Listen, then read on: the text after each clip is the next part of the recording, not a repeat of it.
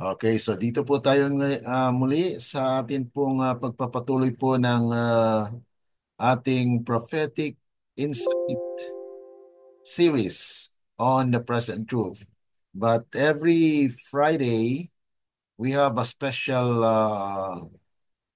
review of our Sabbath school lesson because this is a preparation for us when we visit our churches in different locations. Ano? So we will be live on our Facebook is the A online study. So this is for each one of us for our Sabbath school. Okay, Sabbath school meet in due season. Meet in due season. Sabbath school lesson, advanced commentary, advanced commentary. So ito po yung pagre-review natin ng ating Sabbath School lesson. Ang ating topic ngayon ay source of life. The source of life. Okay, so ito po yung ating pag-aralan ngayon, ano? The source of life. So we will be welcoming our brothers and sisters who are following us on our FB Live and also in our YouTube channel. And we are happy to have you follow our uh, series where actually next week ay extension po yun ng ating pag-aaral sa Sanctuary Doctrine natin na Seventh-day Adventist, ano? Kasi kailangan po tayo mga Adventista ay talagang maunawaan natin yung yung ating doktrina sa sanctuary because this is a very important, mga kapatid, para sa atin. Okay? Ngayon po ay welcome po natin ang ating mga kapatid sa Ibayong Dagat from mayroon po tayong mga viewers sa Italy. Okay? Brother Cito and Sister Venus. And also we are also extending our greetings to France. Mayroon po tayo doon, Sister Alma. At mayroon din po sa Zambia ng ating those who are Zambian people who are also following our YouTube and also our FB Live.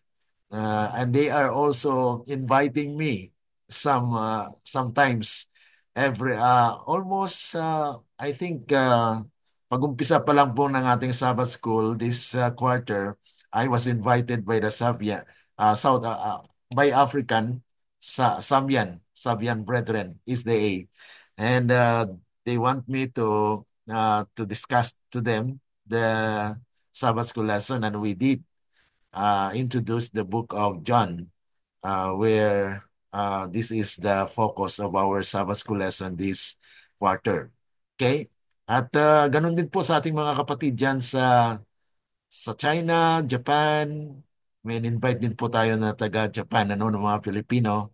And also our brothers and sisters in different countries in Asia, Nepal, India, Sri Lanka, Bangladesh. So those are places that we reach. And sometimes we have a Bible study with Bangladesh brethren. And also, we also give thanks and extend our gratitude to our avid followers in Australia, New Zealand, and Indonesia, Malaysia. Those are the places that we have our ministry as well, that we have our Bible studies. And also in the Philippines, Luzon, Visayas, Mindanao, that we have also our schedule every Tuesday, Thursday, and Sabbath evening and Saturday. So those are things that we need to say. We are welcoming everyone. Now we will go to our Sabbath school lesson. I have I will teach you how to access, ano? Mayroon lang short na link. Pag halimbawa mga kapatid ay nakalimutan nyo yung link, ito po yung gagawin natin, ano? I will show you how uh, to locate, okay? Para po makapasok po tayo doon sa ating link sa Google site. Okay? Tingnan po natin how we can enter. Okay. Ito po. So, punta po tayo sa ating browser. Ito po ay sa Google Chrome or anumang inyong browser. Ang akin po ay Edge. Okay? So, dito po sa browser ay you just type HTTPS colon and then double slash and then you can just write bit.ly then slash and then ang sunod po niyan ay yung SS Sabbath School. Okay? So capital letter SS. Okay? And then das. Okay? Pagkatapos po na yung quarter, nasa quarter 4 na po na tayo, no? So quarter 4 and then das, capital letter L, lesson number 9. So yan po mga kapatid. So yan lang po ang tandaan natin. Papalitan nyo lang po yung number na yan. Ano?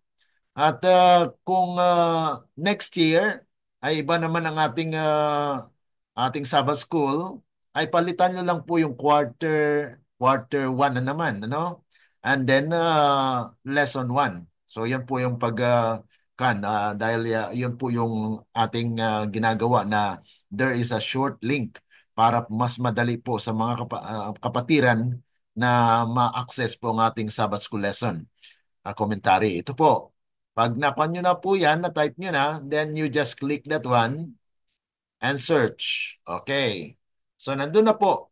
At nakilala na po ang ating site, ano? SS Quarter 4, Lesson 9. So, ang title po natin lesson ay The Source of Life, November 23 to 29. So, you just click this one, mga kapatid. Okay? And then it will navigate you to our lesson directly. Okay? So, yan na po.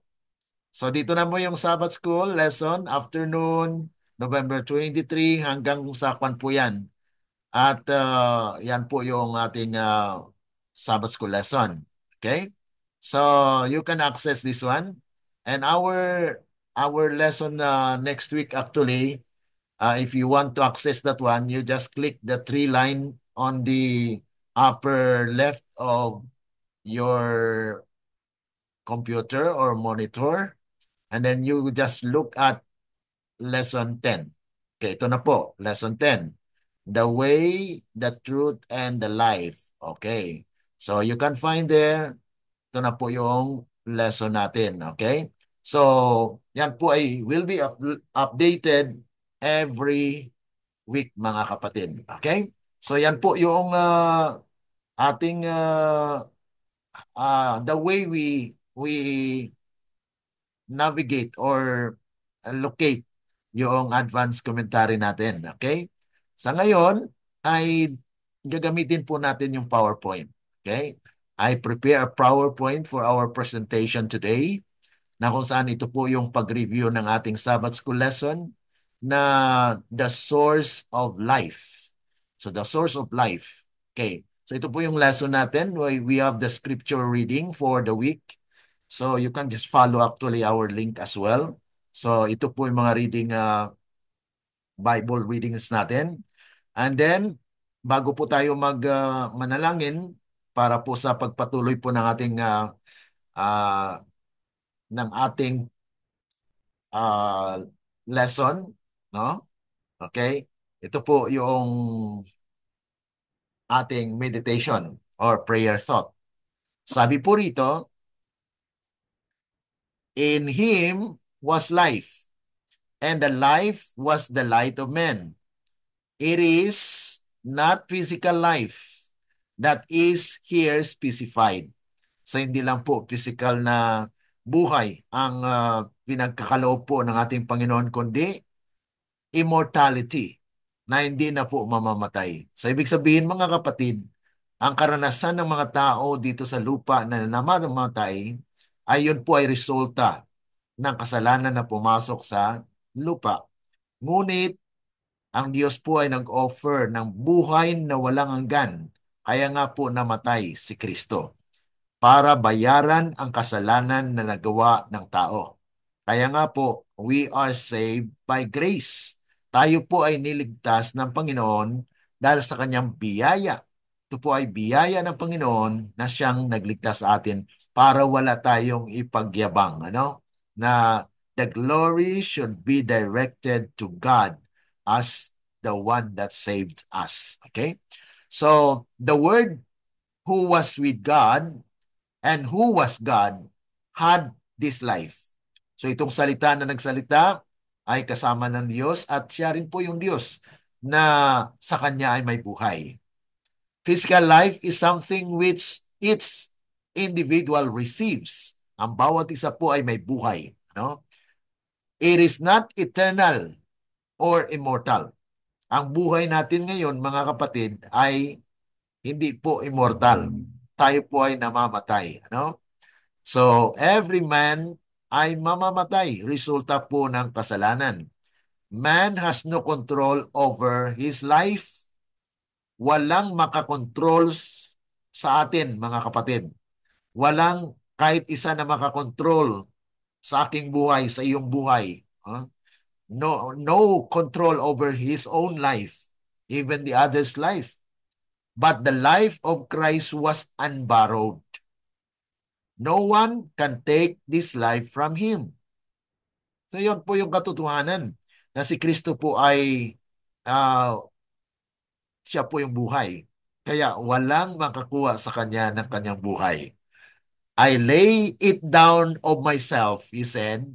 In Him was life original, unborrowed, and underived.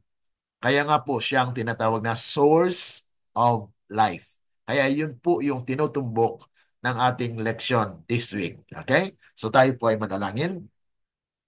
Dakila at mabagin po naming Ama na nasa langit ka sa muli, kami po ay lubos na nagpapasalamat na kayo po ay aming makasama sa aming pag-aaral po sa pamagitan ng inyong banal na espiritu na magbigay po sa amin ng dagdag na karunungan, pagkaunawa at memorya na kung saan, Panginoon, ito ay maalala namin sa panahon na kinakailangan. Especially tomorrow that we will be visiting a church, may your continual guidance be upon us, O God, that you will speak to us and through us, O God, because we know that you have a message to be sent to your church this Sabbath. Thank you so much. Bless your people, those who follow our Facebook and also YouTube. Bless them, of God, and guide them into all truth as well. We pray in the name of the Lord Jesus. Amen. Okay, so dito po tayo mga kapatid sa pagpapatuloy at tingnan po natin yung ating memory verse. Okay, memory text po natin ay John 14:6, ano? At alam ko, madali lang ito i-memorize. Oh? I am the way, the truth, and the life. No one comes to the Father except through me. So sa pamamagitan po ni Kristo ay makakarating po tayo sa Ama. Ano? Ngunit may sinabi po sa banal na kasulatan, ang sino mang may kasalanan ay kinukubli nito na kahit ang ating panalangin ay hindi dinggin. Okay? So, ibig sabihin mga kapatid, Isaiah, kwan po yan, 59 ano? Na yung ating iniquities, yun po yung naghadlang sa atin na kahit yung ating panalangin ay hindi katanggap-tanggap. Kaya nga po ilingin natin sa Panginoon, ano? Na Panginoon, patawarin mo at linisin ako sa pamagitan po ng inyong dugo ay ibura. Burahin niyo po ang aking kasalanan, akin pong pinagsisihan, ang aking mga ginagawa at yung mga nakaraan, Panginoon. At salamat dahil kayo po ay nagbigay sa akin ng panibagong pag-asa. Okay? So, ito pong leksyon natin will lead us to a deeper understanding of Jesus Christ as the true source of eternal life. Dahil kung wala po si Kristo, ay wala pong buhay na walang hanggan. Kaya sabi nga po doon sa John 3:16, na kung saan ay sabi po ron, for God so loved the world that He gave His only begotten Son, that whosoever believeth in Him shall not perish, but have everlasting life. So, sa pamagitan po ng anak ng Diyos na siyang nagbigay, nagkaloob ng kanyang buhay, ay mayroon tayong source of eternal life. Okay? So, yun din po, ang ating leksyon din po aims to strengthen our faith. Ito po yung magpapatibay sa atin, may encourage sa ating personal transformation. Ibig sabihin mga kapatid, may pag-asa na tayo po ay nababago. Kaya nga po, kailangan ng Panginoon na tayo'y umamin sa ating kahinaan. Pag kinilala po natin na tayo po ay mahina, ang Panginoon po ay handa na tumanggap at bigyan po tayo ng kapangyarihan, na may pagbabago sa ating buhay. Kaya sabi po rito, encourage personal transformation through belief and warn against the spiritual consequences of rejecting Christ's life offer. So ito po yung nag-offer ang Panginoon sa atin ng kanyang buhay. Kaya nga po ay ang atin lang pong gawin ay ready to accept. Ikaw ay tumanggap. Okay? Tumanggap. Ah, tumanggap po dahil yan po ay binigay ng Diyos para sa iyo. Okay? So, katulad po kay Adam and Eve. Si Adam and Eve po ba ay naghanap sa Diyos? Di po ba sa totoo na nangyari ay takot sila sa pagharap sa Diyos? Nagtago po sila. Pero ano pong ginawa ng Panginoon? Hinanap sila sa garden at tinawag ang kanilang pangalan. At nung nakita na mga kapatid, ay may solusyon ng Panginoon. Dinamitan sila. Kasi nakita ng Panginoon, nagtago sila, natakot sila sa Panginoon, at nagtahi sila ng dahon ng igos para matakpan ang kanilang pagkahubo. Yun po ay salvation by works. Kahit anong gawin mo po na pagtakpan ang ating mga kasalanan, yan po ay solusyon ng tao. Pero ang solusyon po ng Diyos ay ano? Oh, hinanap niya ang tao. Pangalawa, tinawag niya. Pangatlo, ay sinuotan niya. Sinuotan niya ng ano? He actually clothed Adam and Eve ng ano? Balat ng tupa. Yun po yung simbolo ng righteousness ni Kristo na kanyang isuklob sa atin. Because He is the source of life, kaya nga po, tayo ay daily namamatay. Why? Because of sin. But daily arising in spirit. Once na si Kristo, mga kapatid, ay nandyan sa atin, ay He gives us life. Okay? So ang part po dito, in Him was life, kasi sabi niya, I am the life. Kaya ang purpose po ng pag-aaral dito sa Sunday lesson natin, to establish Jesus as the divine source of all life, emphasizing His role as creator, redeemer, and sustainer. So yun po yung role ng ating Panginoon. Dahil during the creation, sabi ng Panginoon, sabi ng Diyos, let us make men in our own image. So ibig sabihin, there is plurality in the Godhead. Okay? Na kung saan sa paglalang pa lang ay nakita po natin na may kasama ang Diyos sa kanyang paglalang. At yun po ay let us make men. So ayon sa atin, ibig sabihin, yun po ay plural. At sa ating pong pag-aaral at sa ating doktrina po mga kapatid, ay tayo po ay nagtitiwala na kung saan ay ang Panginoon po ay siya po ay kasama doon sa creation. Dahil in John chapter 1 verse 1, sinasabi po, in the beginning. Sa Genesis 1:1, in the beginning. Okay, so magkakwan po sila. It's parallel. At sinabi po doon na in the beginning was the Word, and the Word was with God, and the Word was God. So doon po sa Genesis, Genesis chapter 1 verse 1, in the beginning, God. Okay.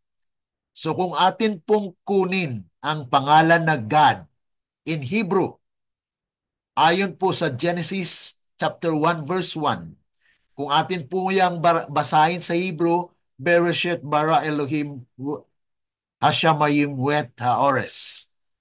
So yun po yung Hebrew. Ang God po na ginamit doon ay Elohim.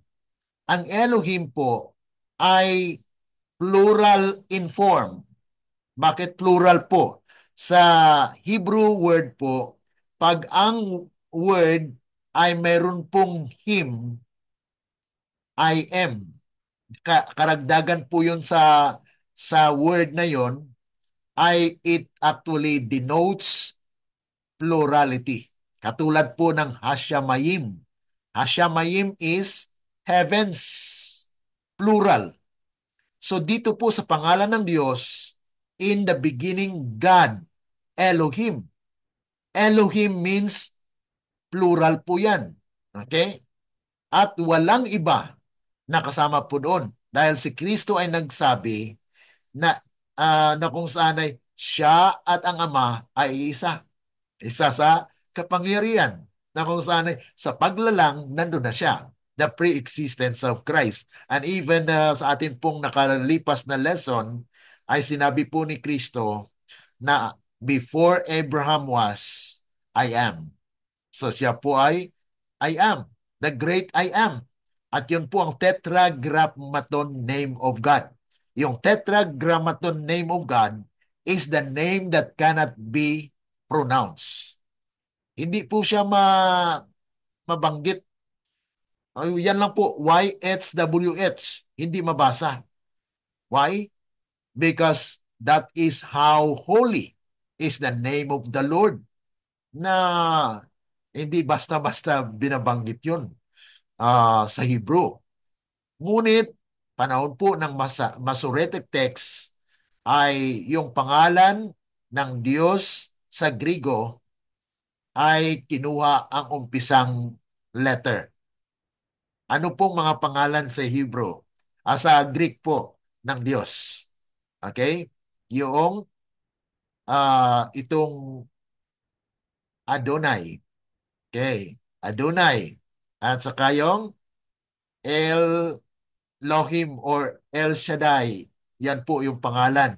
So, kinuha po doon yung vowel niya. Ano? Sa kaya, Y, A, that is Yah, and then W, E, Elohim, Yahweh. So yun po mga kapatid, dito po sa existence ni Kristo before pa man siya pinanganak. Kaya nga po dito sa ating leksyon, ay nis-establish po natin na si Kristo po ay kasama sa creation. Because he said sa John 1:1 mga kapatid, in the beginning was the Word, and the Word was with God, and the Word was God. In Him was life, and it is the light of men, liwanag ng tao. At sa verse 14 ng John 1, ay sabi po roon, the Word made flesh and live among us. So ibig sabihin, ang salita na yon ay nagkatawang tao.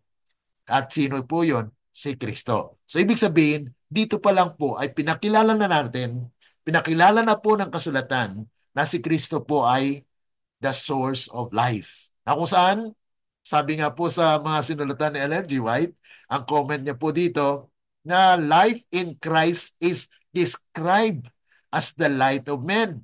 She asserts that this life is not derived from any external source.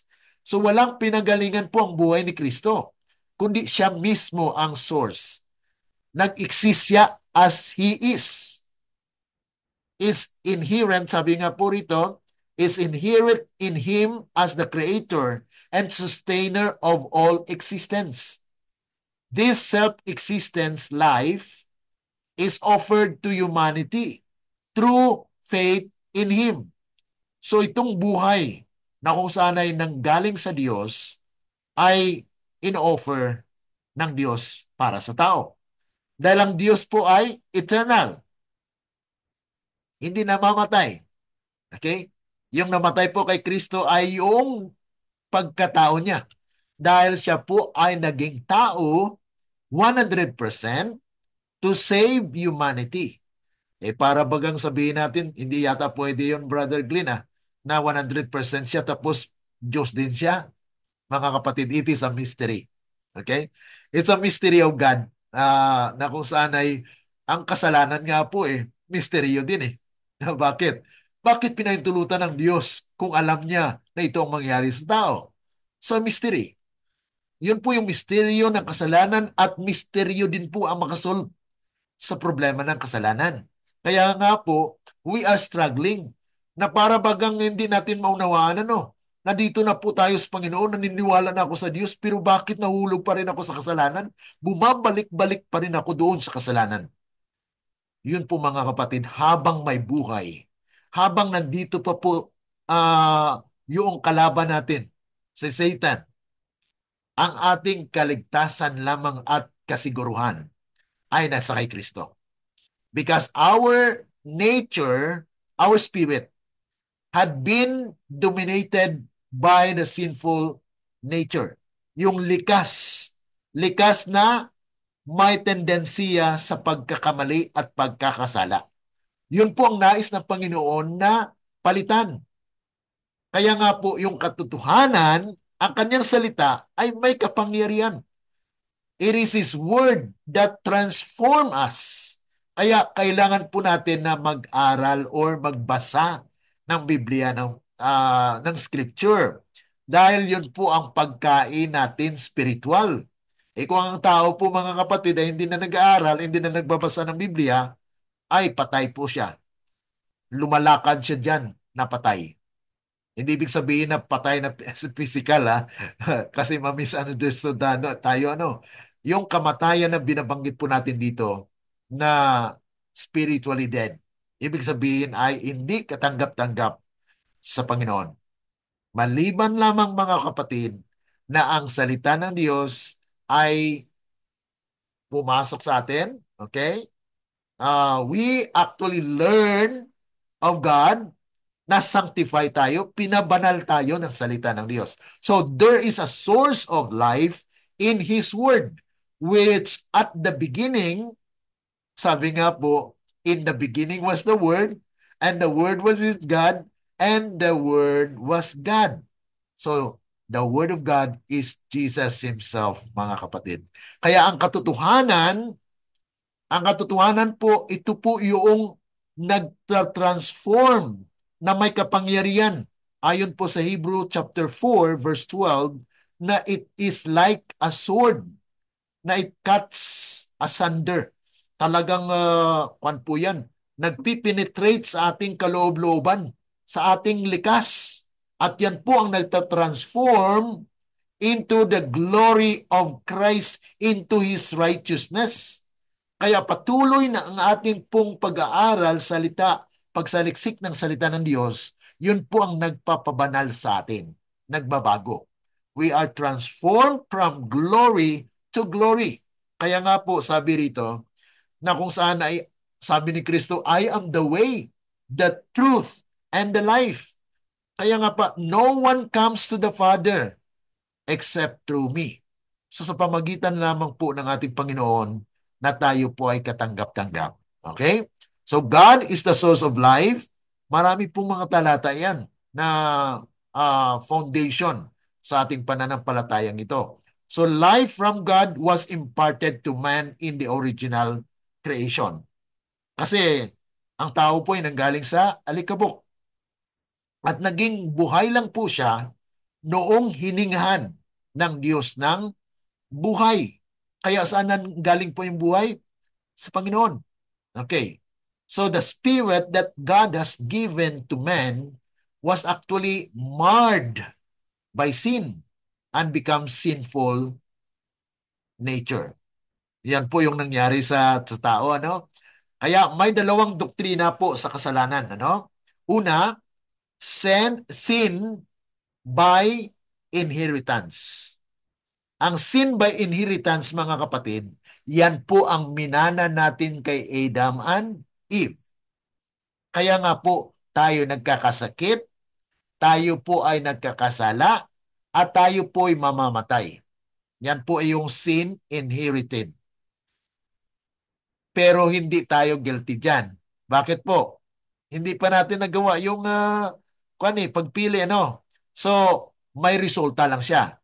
Kaya hindi natin mapigilan yung kamatayan. Okay?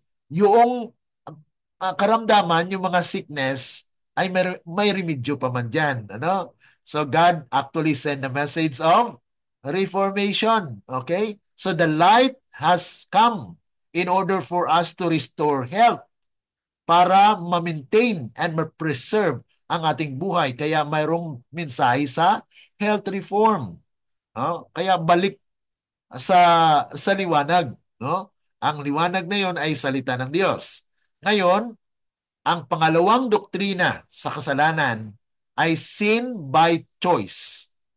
Okay, kaya nga po may tinatawag na pre-choice, free will. Okay?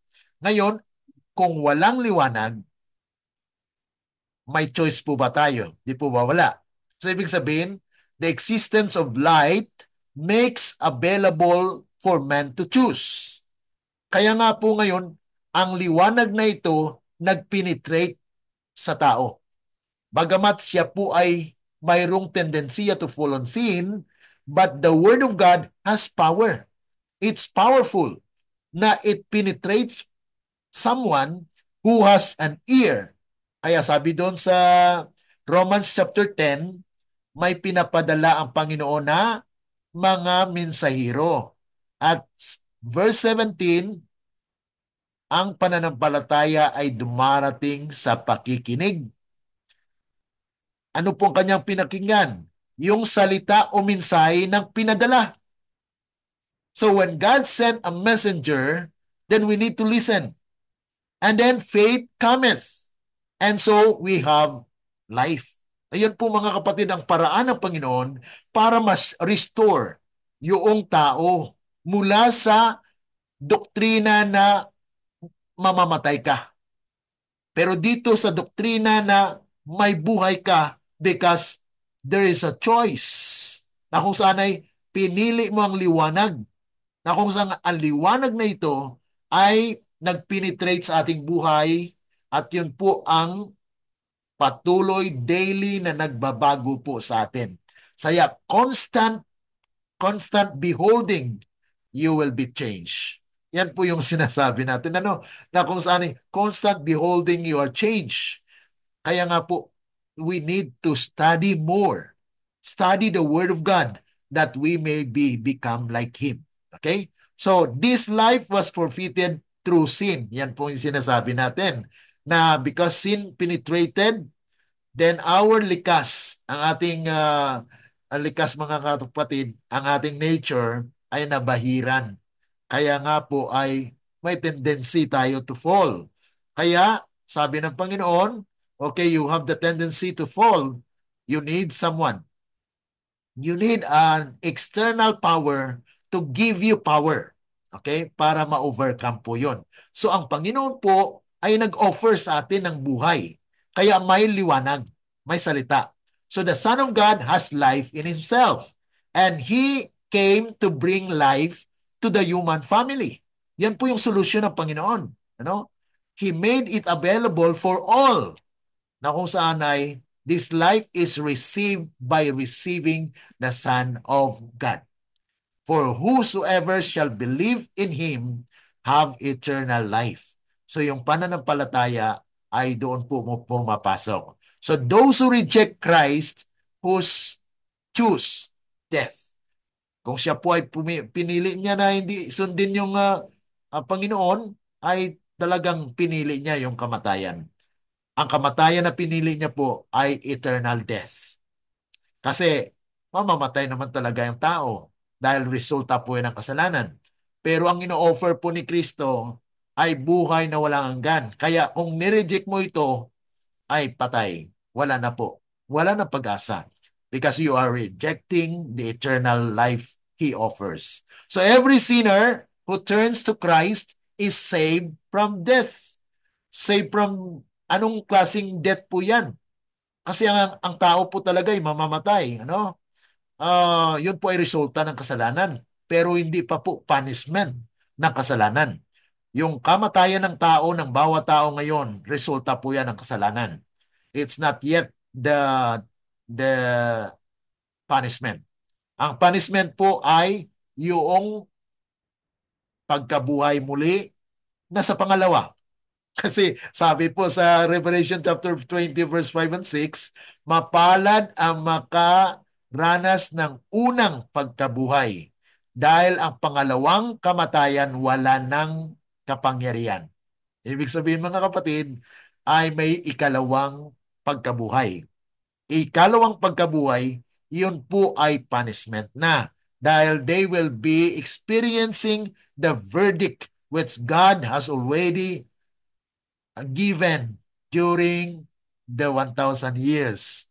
Kasi during the 1,000 years, mga kapatid, there is what we call judgment for the wicked.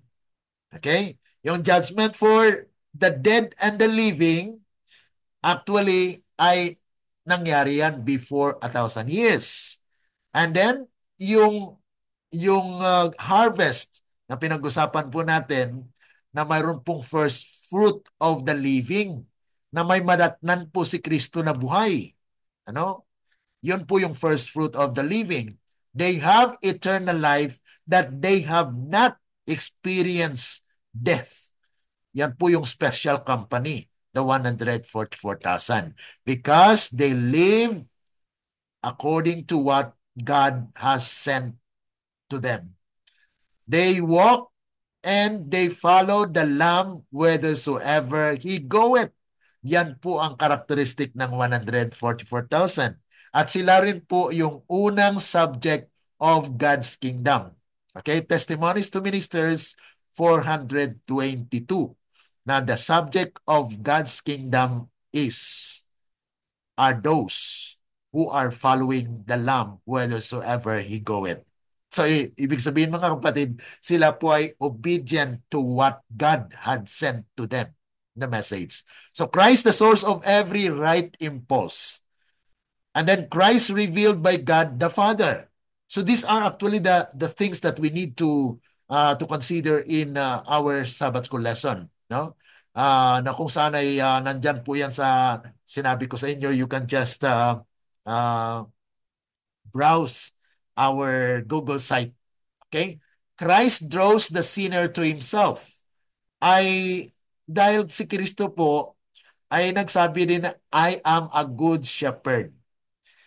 Ang good shepherd mga kapatid ay ano po ang kanyang dala? Di po ba yung mga shepherd ay mayroon pong rod? So mayroon po silang rod o stick na talagang panghatak, draw. Pag nalayo po ang kanyang tupa, hinahanap po yan ng shepherd. According po yan sa John 10, ano? John 10 verse 11, that Jesus said, I am a good shepherd. And he is the shepherd. And he has also the staff, the rod that draws people. Ang ginagamit niya ngayon mga kapatid, rod. Pero ang rod na yon speaks because it is in the prophecy. Micah chapter 6 verse 9. Nang sabi po doon, the Lord's crieth in the city, hear ye the rod, and who hath appointed it. Kung sinabi po yan na hear ye the rod, ibig sabihin yung rod na yon nagsasalita. Ano po purpose ng salita na yon? It will draw you closer to the shepherd. Si Kristo po yung shepherd. Okay? So he made the rod to speak that his people will be drawn closer to Him. Kaya mayroon po siyang mensahe. No? So He draws the people because He is the source of life. At sabi nga po rin, to draw men away, ang kaaway kasi, ang ginagawa niya naman, pinapalayo niya. Kasi sabi din diyan, Satan is as diligently seeking by every imaginable device to draw men away from their Redeemer. Pero ang Panginoon, mga kapatid, as Christ draws them to look upon His cross, to behold Him whom their sins have pierced. Talagang sinugatan ng ating Panginoon. Ano? The commandment comes home to the conscience, the wicked of their life, the deep-seated sin of the soul is revealed to them. Kaya pinapahayag po ng Panginoon ang kasalanan na ma-identify po ng tao. The more you are closer to acknowledge and to know Jesus, the more you are acknowledging that you are unworthy. Ibig sabihin, mga kapatid, makilala mo kung gaano kasama ang kasalanan na nasa atin. So you will acknowledge how sin is working in our lives, and that is a struggle in our lives. Christ gives repentance. So sino po daw ang nag-give ng repentance? Repentance is as much as the gift of Christ as is forgiveness. Ang repentance, mga kapatid, ay hindi rin kaya ng tao. Bakit po? Ang nature natin eh. Likas natin, mga kapatid, ay kasalanan talaga. Yan po yung likas natin. Maliban lamang nga po yung espiritu ay nandun sa atin. Ibig sabihin, we ask Christ, we ask God, please send me and guide me because I may sin. Kasi hindi natin mapigilan yan, mga kapatid, with our own strength. Hindi natin kaya yan. Because we are fighting a powerful enemy. He is now in the world. At marami po siyang devices in order for us to sin. Pero mga kapatid, ang sabi lang ng Panginoon, just continue on flogging yourself. Ibig sabihin, ay connect yourself to the source of life. Kasi kung siya po yung source ng life natin, ay i-connect mo sa Kanya. Manalangin ka lagi sa Kanya. Kaya ito po yung ating sandigan na hindi tayo mapahiwalay sa Panginoon kasi kung we are assailed by Satan, we have hope. You come to Jesus. Sabi nga po rito, we can no more repent without the Spirit of Christ. O, kita niyo mga kapatid, kung walang Espiritu ng Panginoon, mga kapatid, ay hindi tayo makapag-repent. No? So, para bagang sabihin mo ay, hindi pala ako kwanto, hindi ako makagawa ng mabuti nito. Tama. Because sabi sa Romans 3:10, no one is righteous. Pag sinabing no one is righteous, lahat tayo ay makasalanan. So walang matuwid. Kaya kahit ang pagpili natin ay hindi po matuwid. Yes, you can. You can do this, you can do that. Makadecide ka. Pero is it acceptable? Kahit 99.9% pa yan na mabuti. Mayroon lang isang kudlit o isang kwan lang po dyan ng kasalanan ay hindi pa rin po yan katanggap-tanggap sa Panginoon. Okay? So kailangan po natin connected with the source of life. Na kung saan siya po yung nagbibigay sa atin. He gives us repentance. No? To awaken the conscience. Then we can be pardoned without Christ. Christ, the source of power. Christ is the source of every right impulse. No? He is the only one who can arouse in the natural heart enmity against sin. So siya lamang, mga kapatid, ay may kapangyarihan na makuha natin yung kasalanan, mga kapatid. No soul can repent without the grace of Christ. Kaya mga kapatid, kahit yung repentance natin, it's actually a gift from the Lord because He gives us the power. We are actually connected with Him. Kung wala kang connection sa Panginoon mga kapatid, no power. Hindi, kahit nabubuhay ka, kahit naglalakad ka, kahit nagdesisyon ka dyan, mga kapatid, ay kan po yan. We are still not acceptable. Kaya nga po ang atin lang doon na ang ating buhay ay naka-connect kay Kristo. Let Christ dwells in your heart, mga kapatid. So Christ, the embodiment of righteousness. The righteousness of God is embodied in Christ. We receive righteousness by receiving Him. Yan po mga kapatid, ang pagtanggap po sa ating Panginoon. So life through the cross. So sa Ellen G. White po dito nagsulat na by His death, the believers are brought from spiritual death to a new life. So kung wala yung cross mga kapatid, wala si Kristo doon sa cross na nabayubay, ay wala po tayong pag-asa. Union with Christ. Sabi po rito na illustrating the what? Illustrating that the believer must draw their spiritual life from Christ. So ang kapangyarihan po, ang pagsunod po natin ay si Kristo pa rin po yan. Through His divinity and humanity, Christ bridges the gap between God and man. His life demonstrates the obedience to God's law is possible and He imparts the power to do so. Yan po yung tinatawag nating sanctification.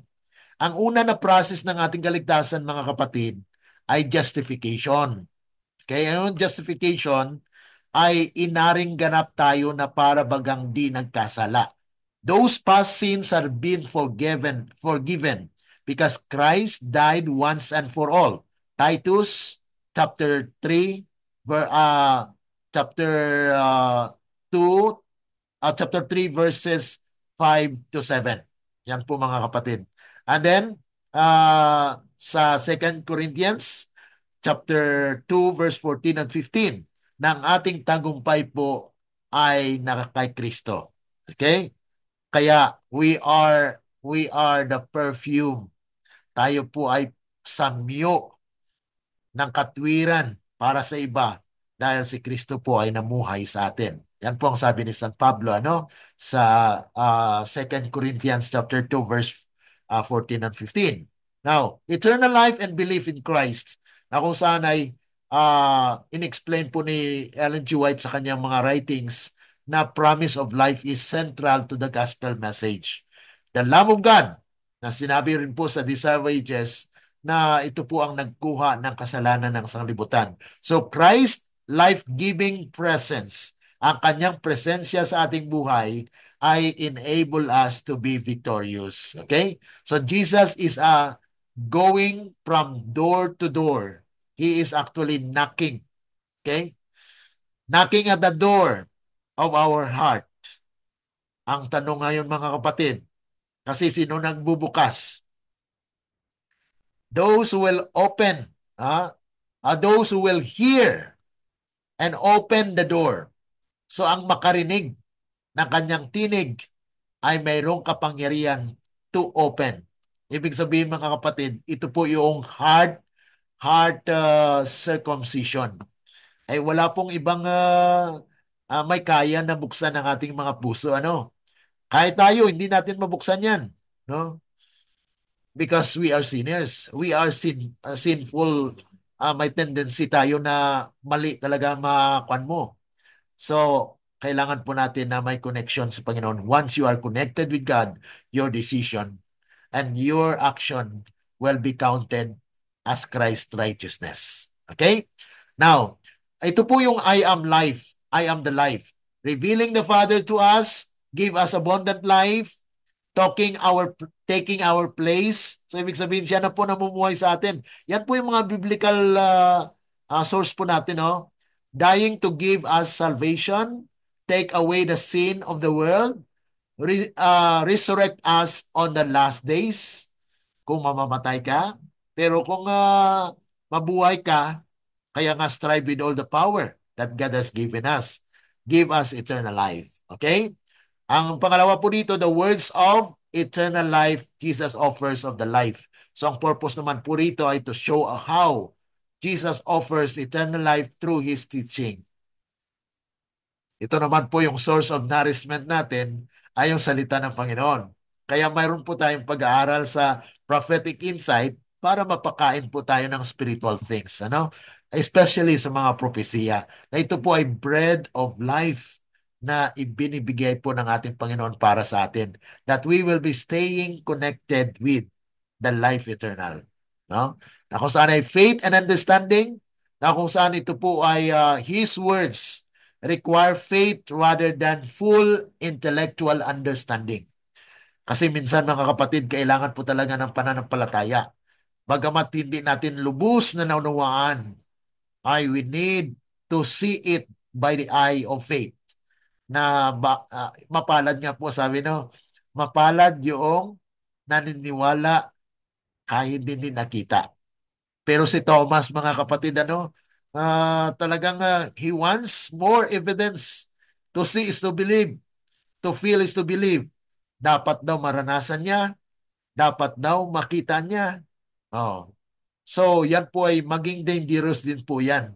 Kung to the extent na parang hindi ka na-satisfy sa mga hinihiling mo. Pero at that moment, Thomas, when he see and touch, mga kapatid, they exclaim, He is my God, my Savior. So a life of this of obedience, mga kapatid, is actually connected with faith. Christ is the essential for experiencing eternal life. Ellen G. White draws between Christ's words and the promise of eternal life. Dahil ang salita niya po, yun na promise, ano? At dahil po sa kanyang characteristic na He is God who knows everything, then He actually sent. That's why His life is a light to men. Siya po yung liwanag na lumiliwanag sa ating buhay din. So Jesus offers us life through His words, by working to feed ourselves on Him. Kaya kailangan po natin magsaliksik. Sabi doon sa John 5:39, seek ye the scripture, for in them it testify of me. Siya po ang nagtitestify, by believing in Him, by following Him, desiring it more than physical life, by giving us the Father's commandment when we come to know Him more, mga kapatid. So these are the offer of Jesus para sa atin, mga kapatid. And then next dito, Old Testament prophecies. Yung mga prophecy po sa Old Testament, ayun po ay fulfillment na kung saan ay pinapakita ng Panginoon, ito ang mga ebidensya na dapat kayo maniwala sa salita ng Diyos. Because the fulfillment of the prophecies are actually evidences that the Bible is true. Kaya nga po, bilang mga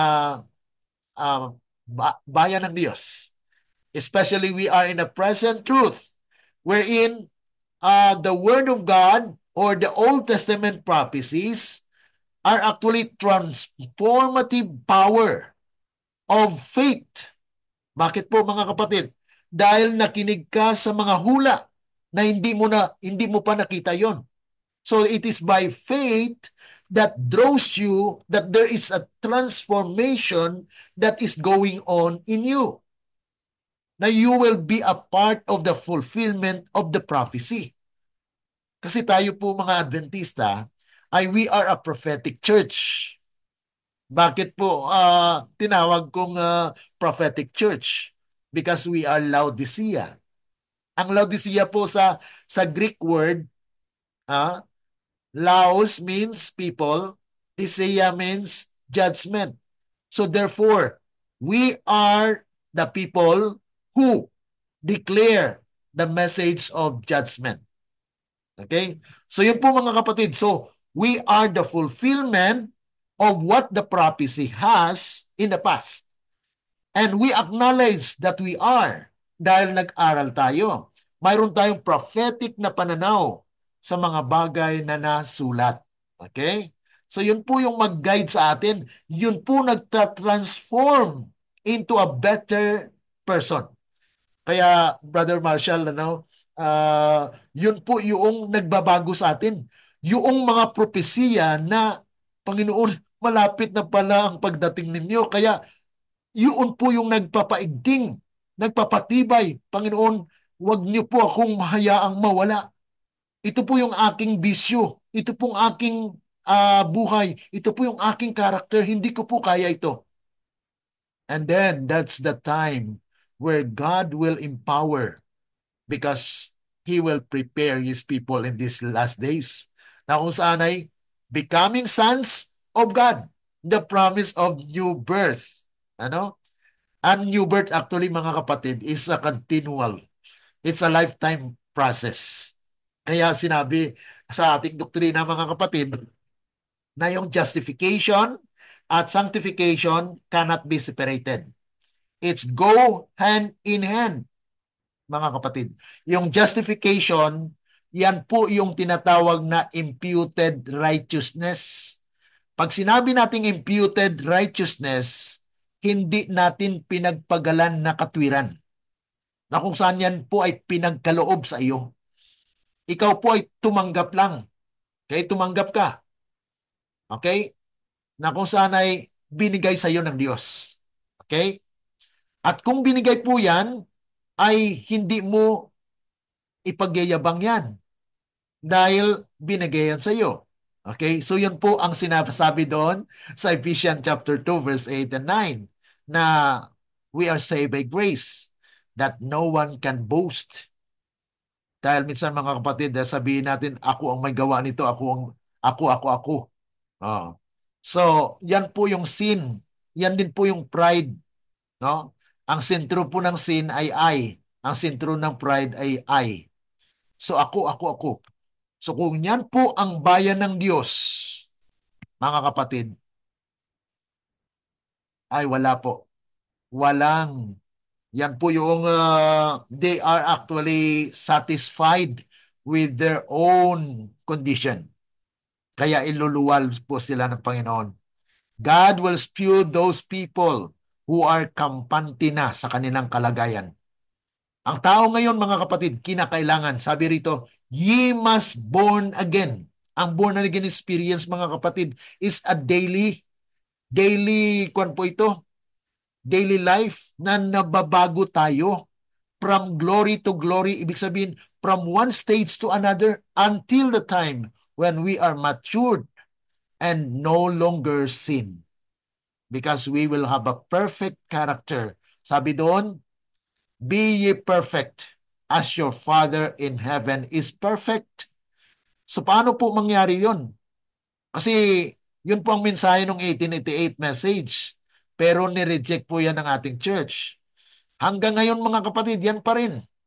Dahil sabi nila, it's impossible to have a perfect and sinless life in this world.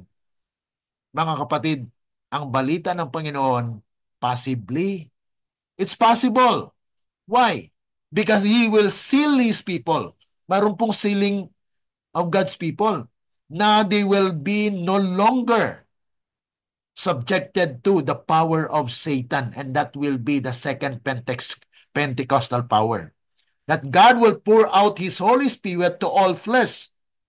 Joel chapter 2 verse 28, na ibubuhos po ng Panginoon ang kanyang espiritu sa lahat ng laman.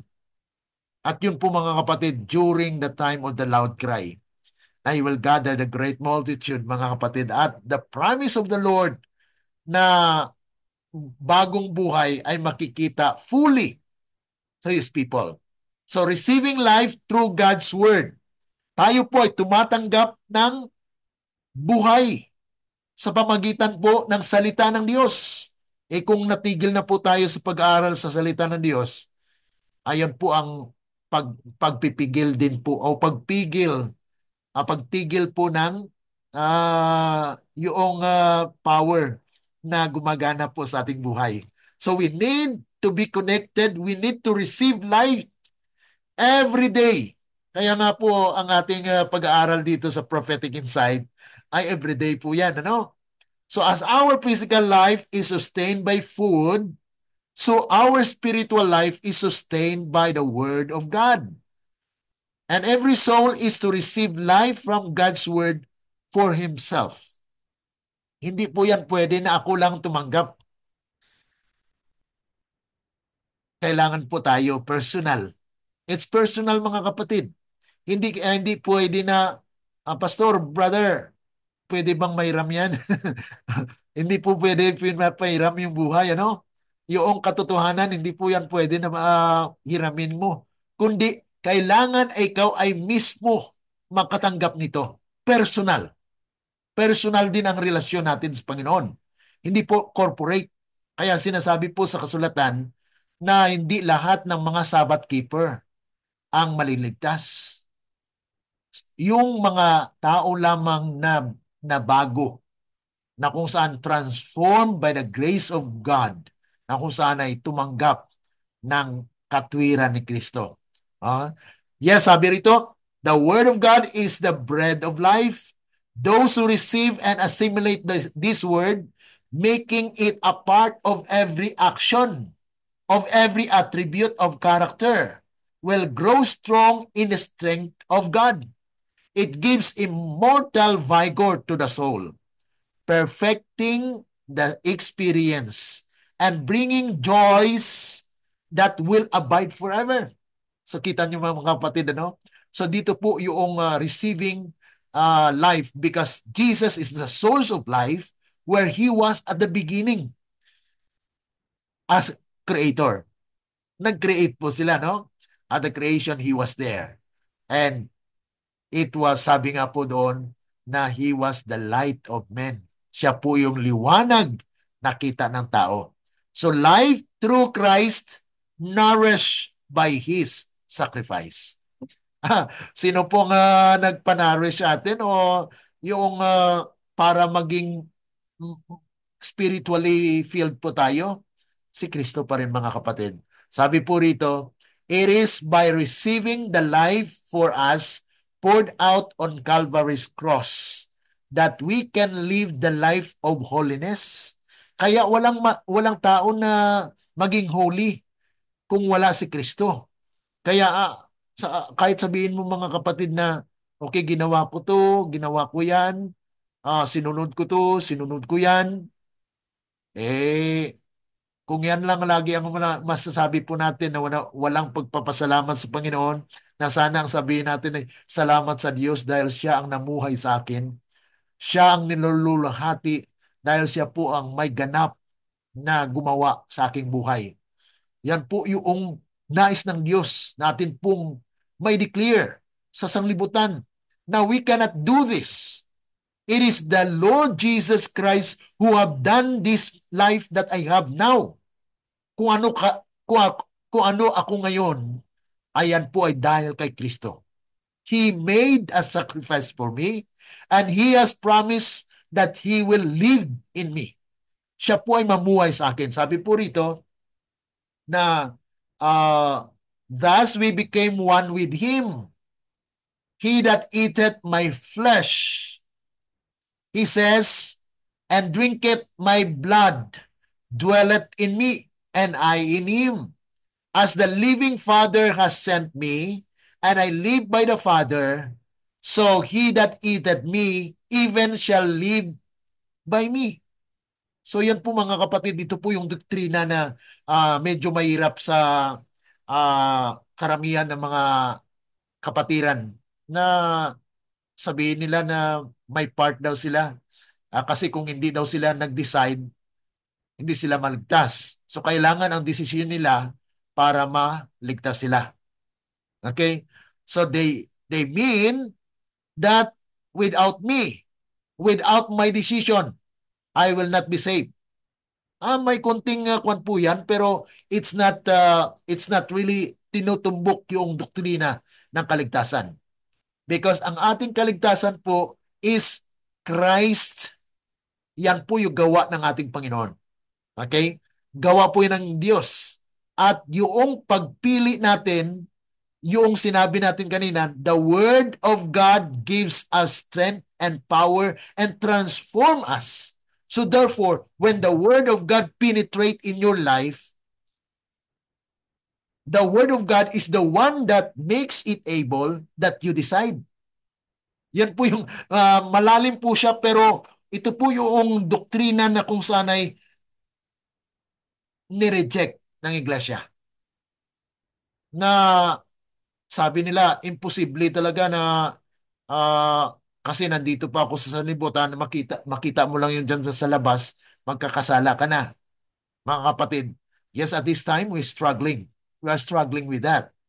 But we need to have trust and faith in God na darating sa pagkakataon na we will be perfect, that no more sin, no more blemish, and at ease the glorious church. Kaya during the purification of the church, we need to sigh for our own sinful declension and cry to others that we will share the same sentiment that God wants us to share. So that soul will receive spiritual strength from every communion. Ibig sabihin mga kapatid, yung pagkaugnayan kay Kristo, yun po yung may kapangyarihan. Kung wala si Kristo sa iyo, sabihin mo lang, I accepted. I received Jesus. I received this one. I do this one. Pero mga kapatid, yung nais ng Panginoon na atin i-acknowledge, salamat Panginoon. Salamat dahil kayo po ang nangusap sa akin at ngayon ay nakadesisyon ako na ito'y tama. Dahil kayo po ang siyang nagbigay sa akin ng karapatan na mamuhay ng ayon sa kalooban nyo. So sino po ang pinupuri natin? Ang Diyos. Siya po yung pinupuri at binabalik natin ang kaluwalhatian sa Kanya, hindi yung sa sarili natin. No? Na kung saan ay wala po tayong kakayanan. That's the main article of faith. Now we need to acknowledge that we are nothing. And once we acknowledge that and we recognize that God is everything, then we can have that everything by faith. Yan po yung yung larawan, yung elemento ng pananampalataya na nais ng Panginoon, mga kapatid. Now we receive life because the Spirit gives us faith. Yan po yung Ephesians chapter 2:8, ano? We grow in it. Romans 10:17. By faith, sa pamagitan ng pakikinig sa salita ng Diyos, ang pananampalataya dumarating. So the Spirit convicts us of our sin. So ma-identify natin, ma-recognize natin na we are nothing. We are sinful. Kaya yun po may pag-asa. Pero kung hindi natin inaamin na lakas pa rin, no? Mga kapatid, yun po ang delikado, no? Kampante na po tayo na we are already in the right, but yet we are wrong, no? So the Spirit leads us to Jesus. So ang Spirito po ang nagli-lead sa atin, hindi yung ako. Minsan mga kapatid, naging self-centered tayo. Na ako, kung hindi ako. Ganyan. So, ang pinupuri po natin doon, sarili mo. Dahil ako. Personal yun. Yes, you can do that personally. Pero mga kapatid, ang nais ng Panginoon na ma-acknowledge natin at maibalik natin ang kaluwalhatian sa Kanya na siya po yung nagbigay sa atin ng pag-asa. Na kung saan ang kaligtasan, the source of life, ay siya. Kung siya po yung source, connect lang. I-connect mo yung ang iyong buhay, may plug lang doon na nakakonect po at gaganap na po yan. Ganap na katwiran ni Kristo ang mapa sa atin. Yan po yung kailangan natin na matanggap, mga kapatid. At dito po, rejecting the source of life, accept or reject. Dito po ay mga, paano po ba yung mga taong bakit may mga taong nagre-reject? Oh, last week actually na-discuss po natin yan, ano? Rejecting light as life. So, pag ni-reject po natin yung liwanag, yung katotohanan, we are rejecting life. So, yan po yung danger na sinisirado po ng tao na hindi na sila makinig. Kasi nagsabi ang pastor na huwag kayong makinig dyan. So you are closing your own door, mga kapatid, na kung saan ang liwanag, buhay ay iyong tinanggian. So those who refuse to improve the light and knowledge that have been mercifully placed within their reach, ay nilagay na yan, Panginoon eh. May opportunity ka to reach the truth or to know the truth, but yet you are rejecting it. Kaya walang sisihin ang ating mga kapatiran sa iglesia pagdating ng panahon na wala na sila. It's too late for them to realize kung tapos na ang pagsilyo. Because there is an end. Mayroon pong katapusan yan.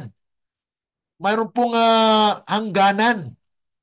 At itong hangganan natin ay hindi natin alam kung kailan. Kaya yun po yung coming as a thief.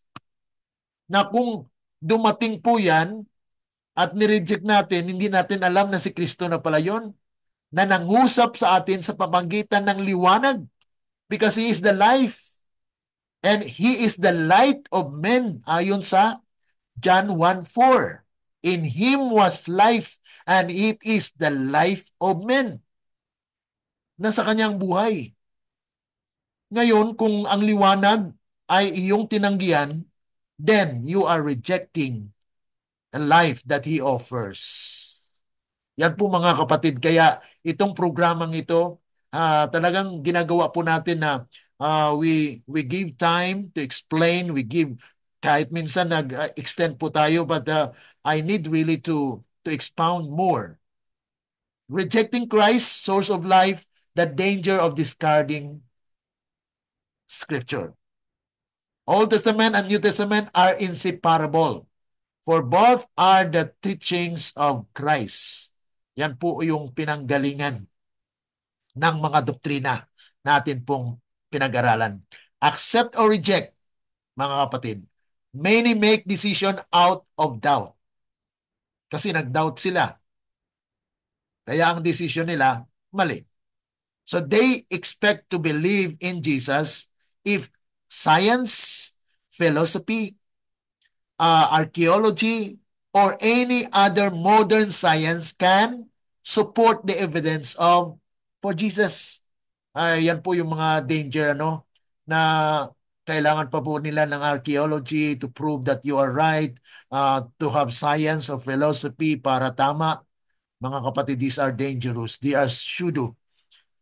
Our assurance, ang sabi po sa Biblia, to the law and to the testimony.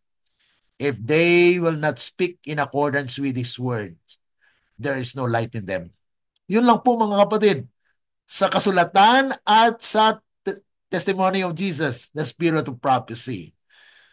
Kung hindi natin nalaman o hindi natin makakuha na hindi sila nagsasalita ayon doon, then we can say, okay, sorry, but I need to stick on thus saith the Lord, mga kapatid.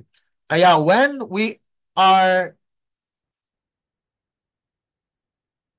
encountered o mayroon pa po tayong nakita na liwanag, ay pag-aralan po natin because condemnation will also come, mga kapatid. The purpose of this actually, mga kapatid, is to highlight the consequences of rejecting Christ. A condemnation through sin. Sa Ellen G. White po dito sa kanyang mga sinulatan, ay she explains that through Adam's sin, death and condemnation entered the world. Pero sa ating pag-aaral po sa Matthew 20, na Christ also entered and He gives life. He is the second Adam. Yeah, Adam, the first Adam, sinned and death entered. Christ came, died to give us life. Okay, so yun po yung opposite ng ating Panginoon, na kung saan siya po ang second Adam. So condemnation and truth, na kung saan ay ito po yung condemnation ay pinapakilala po ng Panginoon yung katotohanan. We have actually the evidences na makita po natin at makapili po tayo na we need sometimes mga kapatid ay na-condemn tayo because it is our own doing. Self-condemnation. No? So the consequence of rejecting light, heaven sent opportunities neglected. Na ang ating condemnation daw po, sabi rito, our condemnation in the judgment will not result from the fact that we have lived in error. Ang atin daw kondinasyon mga kapatid ay hindi doon sa resulta ng kung papaano tayo namuhay sa mali. Kundi sabi rito, but from the fact that we have neglected, na tayo po daw neglected heaven-sent opportunity to discovering truth.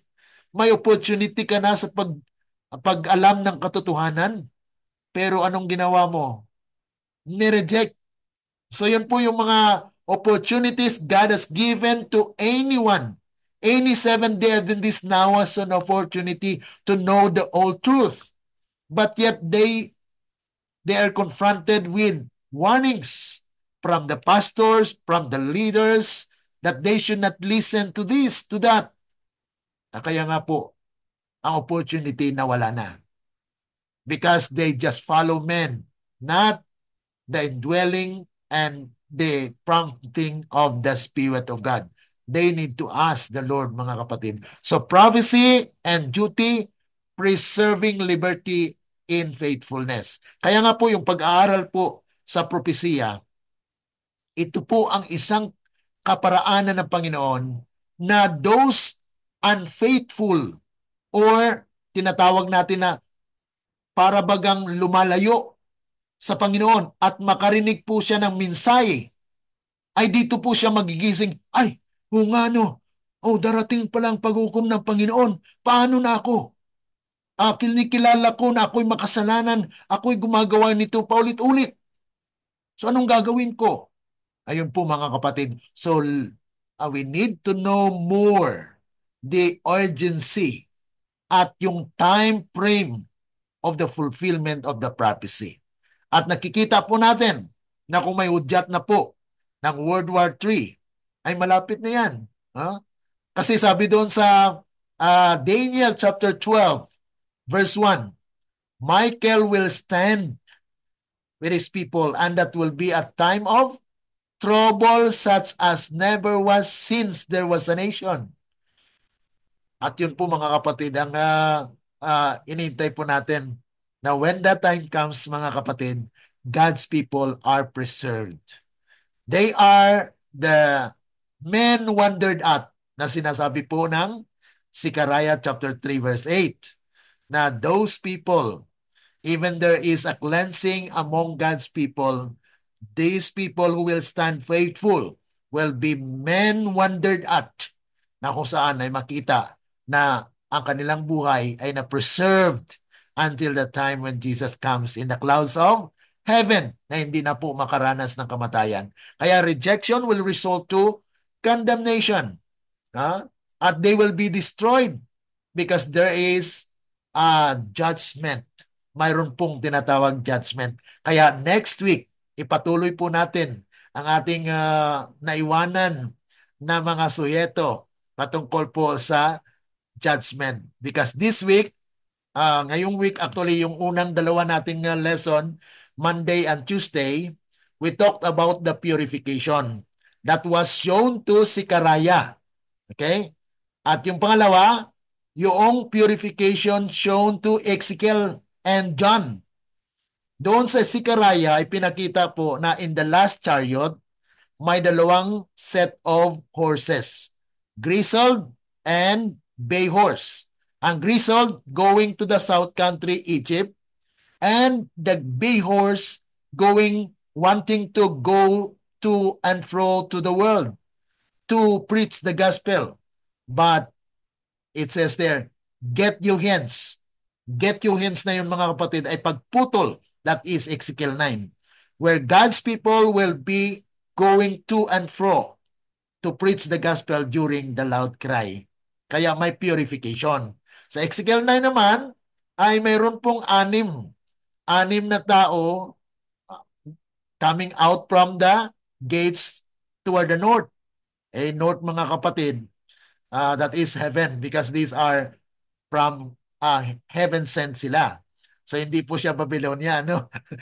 Kasi ang north din na mga kapatid ay may mga kwan po na connotation na Babylonia. Pero in this case, because this is God's judgment, then it was actually mentioned in Isaiah chapter 14 verse 12 that Satan wanted to raise up his throne toward the north. Sa heaven po yan. So, these 6 angels are actually angels na inatasan to execute the judgment for the church, which that is the slaughter of Ezekiel 9. At yan po ay klaro sa Spirit of Prophecy at sa John, na yung sa kay John naman ay pinakita po sa kanya yung four winds that had been held by the 4 angels na hindi pa pinipigilan pa rin po yun. At sa verse 2 ay mayroon another angel that says, hold, don't kill. May 4 pa na inutusan na patayin. That is worldwide kasi 4 doon. Doon naman po sa Ezekiel, bakit 5? 5 ang papatay, yung may mga slaughtering weapon because it is intended for the church. Okay? 5 connected with the 5 foolish. Okay? So 5 virgin.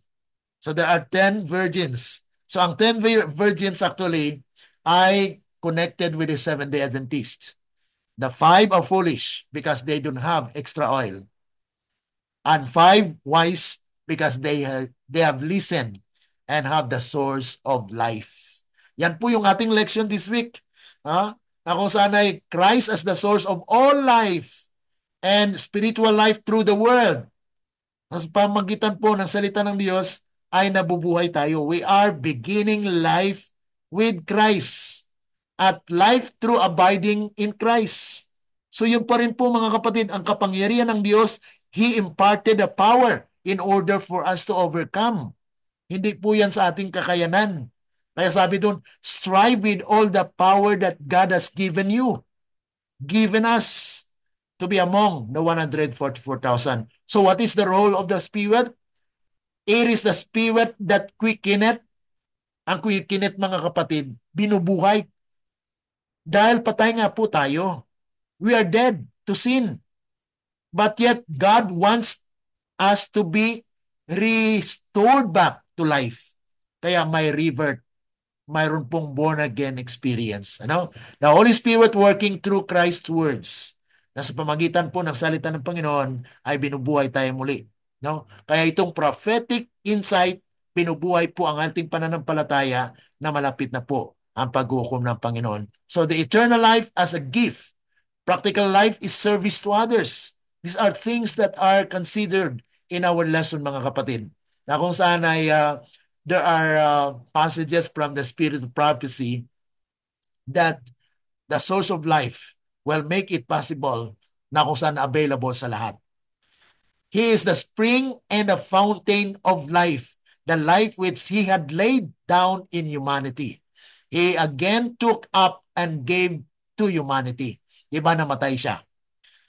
He has died, but yet He raised up.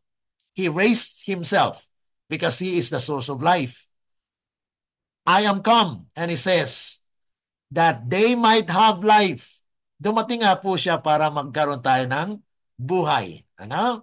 Okay, so ito pong last na part ay question po yan. Mga personal questions na tayo po ay makapagsagot individually.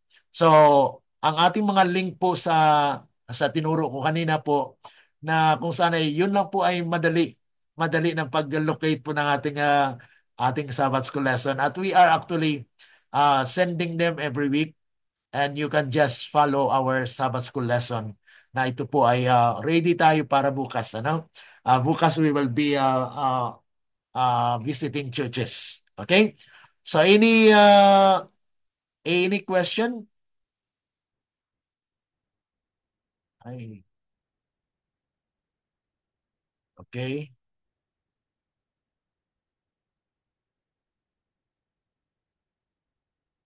Okay, may question po? O wala?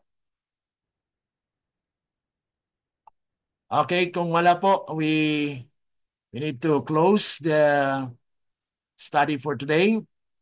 I think I've tried to have live, but I don't know why I did not have a live FB today. But it will be online as well in our YouTube channel. It will be actually shared later. So for those people who might have access to our channel, you can just follow because it has a playlist as well. And I will be sharing that one. Okay? So sa ating pag-close, kung wala pong question, any question po? Wala? Reaction? Okay?